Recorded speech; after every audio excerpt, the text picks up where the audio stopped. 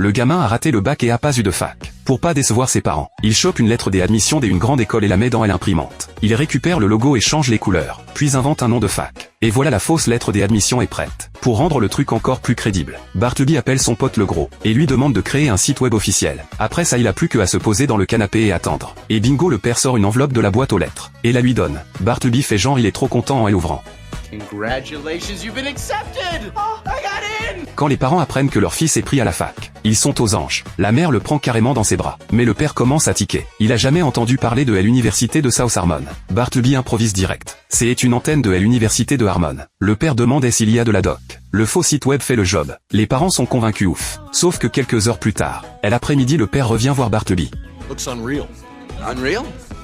Seems like a solid place. Lui fait une petite blague, et lui file les frais de scolarité pour l'année. En partant, le père propose que la mère l'accompagne à la fac. La Bartleby panique grave. Où est-ce qu'il va trouver une vraie fac maintenant? Il appelle ses potes au secours. Le gros lui dit, en si peu de temps on trouve une fac où? C'est là qu'une copine dit qu'elle connaît un endroit. Il débarque devant un ancien asile psychiatrique abandonné. Bartleby trouve que ça peut le faire. Un bon coup de ménage et c'est bon. Le lendemain, les 5 ramènent du matos pour nettoyer et décorer. Les toilettes par contre c'est l'horreur absolue. Il décide de laisser tomber direct. Après quelques jours de taf, l'asile a complètement changé de gueule. Ça ressemble enfin à une fac. Sauf que le père de Bartleby appelle. Il dit que la fac a l'air de plus en plus bidon, et exige de voir le doyen le lendemain. Bartleby cherche toutes les excuses du monde. Mais le père lâche rien. Heureusement, le gros a un oncle prof. Le prof s'est fait virer de Harmon, parce qu'il n'était pas d'accord avec leur façon d'enseigner. Du coup il bosse dans un magasin de chaussures pour survivre. Quand Bartleby lui propose le poste, le prof refuse direct. Did you make another child cry?